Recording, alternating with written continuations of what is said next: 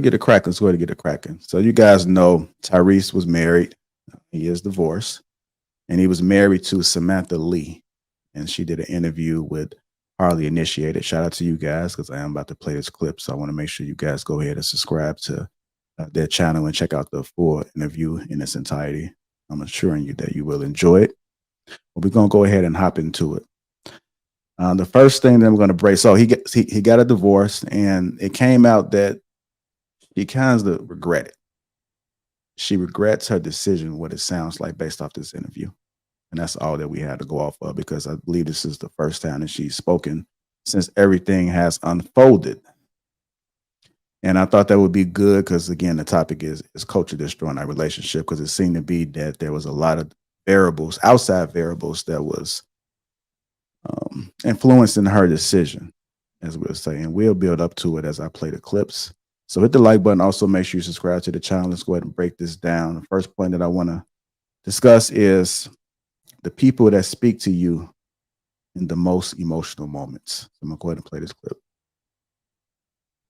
Talking about that when before he decided to marry his wife, he had said or had told his wife that he needed to choose the people that would speak to her in her most emotional moments. And it was people that would be for the relationship. Right. And I know a lot of people had different kind of like comments about the person and everything like that. But the message of what he was saying for me resounds true, because the people I had in my ear at the time were not for that. Let me ask you this, because I think that's such a good point. Like when you're even in that spot when you're emotional, yes, you're in the pit of your relationship. Yes, it's so important to make sure you have people who are pro marriage, pro relationship, 100%. pro your current relationship, 100%, to be able to help, as much as possible, 100%. make the best decision to keep the marriage going. Yeah. When everybody may not have access to that counsel. Let's go ahead and break down that first point. The people that speak to you in your most emotional moments. I'll go ahead and start with you first, Luis. What are your thoughts about that? When she was saying that, I found it kind of interesting because it kind of reminded me of a story that Patrick Davis shared. You know what I'm saying? When he spoke to his wife, he was like, when we're having a dispute and we're having a disagreement, who are the three people that you call? And she began to name 1, 2, and 3. And who would you and what side would they side on? And they said, you, her. And then if I'm having a dispute, who are the 3 people I'm going to call? And who do you think they're going to side in for her, right? So you have 6 people who are siding with you and nobody to lend an ear for me. And sort of what I got out of it was like, the 3 people that you're going to lean on to help stabilize your marriage and, give an ear and wise counsel, they have to align and be for your husband. And your husband, has to find 3 people that he consults with that align with her. You know what I'm saying? Like, hey, you fucked up, but make it work it out, talk about it, right? Unfortunately, a lot of people do have yes men in their camp or yes women in their camp that they don't, they don't vet enough. And I say vet in the sense of like, you bring up scenarios and you bring up constant scenarios. Like, what would you do in a situation?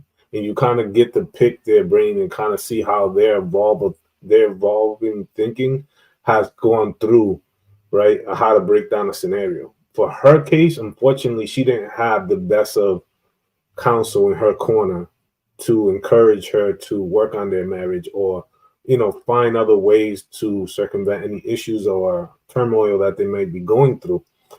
And unfortunately, I guess they were encouraging her to like head more towards divorce rather than really try to work this thing out, right? Because unfortunately, she thought that the grass was greener on the other side. That's why she's a little bit regretful now, looking back in hindsight. But she was sold that the grass is greener on the other side, but in reality, the grass is greener on the side in which you water and nurture it. And she wasn't nurturing her relationship in that capacity, and that's why it ended the way it did, unfortunately. But that's all I got. Okay. All right, I'm gonna go to you, Jay. Then I'm gonna get to the ladies. Ladies, keep in mind, I'm gonna ask you the question about a good man. What do you consider? What's your definition of a good man? So when I come to you guys, we'll be asking you that. So just kind of prepare your answer because I think it'd be good context because it appeared to be that even though Tyrese was emotional, and you got to have some balance with that, there's some things he probably should just stay away from. But overall, it appeared to be that he was a good man, a good guy. They had some things they could have worked on, and she left that good man. So that's why I want to ask you guys that. Go ahead, Jay. Uh, Damn, I went blank real quick. But I don't know. I'm a jack one of Luis's quotes as far as I don't think a co-pilot should be consulting with a stewardess. You know what I mean, for matters of flying a plane. I don't think a pilot should be consulting with a truck driver. Like there's different lanes. You know what I mean, and I truly believe that we're in an era where you have people that have nothing telling people that have something what to do with their something from a standpoint of having nothing. And that's not going to work, but it's prevalent. Every day we scroll up and down our, devices and see people that, it's perception. They look like they have something, but in reality, if you do the background check, they have nothing, but they're telling everybody what to do with their something.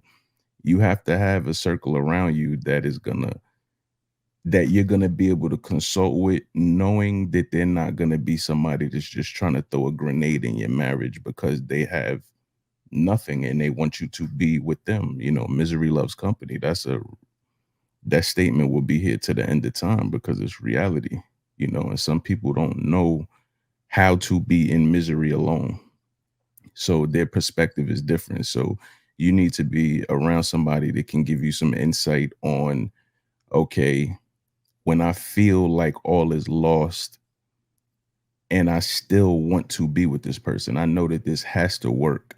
How do I recover from that? Because if you have nothing, you ain't got shit to recover from. It's easy for you to advise somebody, oh yeah, get the hell out of that, because you don't have anything that you've built or that you've invested time in.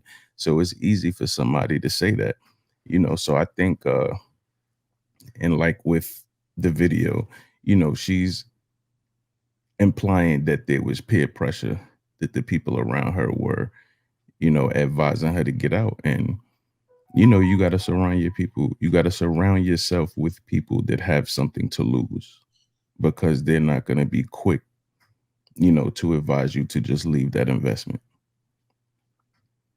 Good, Jay. Real precious. A good man. What does a good man look like to you? What's your definition of a good man?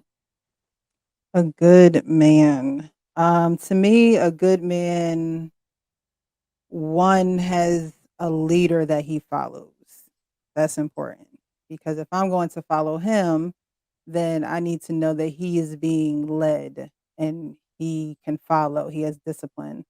Second would be someone who doesn't lack discipline. You have discipline in areas that are steadfast, fundamentally, foundationally. You just work off of principles that if you were to steer off of the ship even a little bit, you can get back on because you have those principles to guide you. Someone who has perseverance, someone who's not going to give up, someone who knows it's going to be a rocky road, but I'm in this to the end. I'm dedicated to this. So to me, those are traits of a good man that, whatever you go through, you solid. He's solid, and you don't really have to worry. You don't have to, have anxiety around who this man is. He's solid. He has his principles. He can be led. He can follow. And he can have discipline and make good decisions.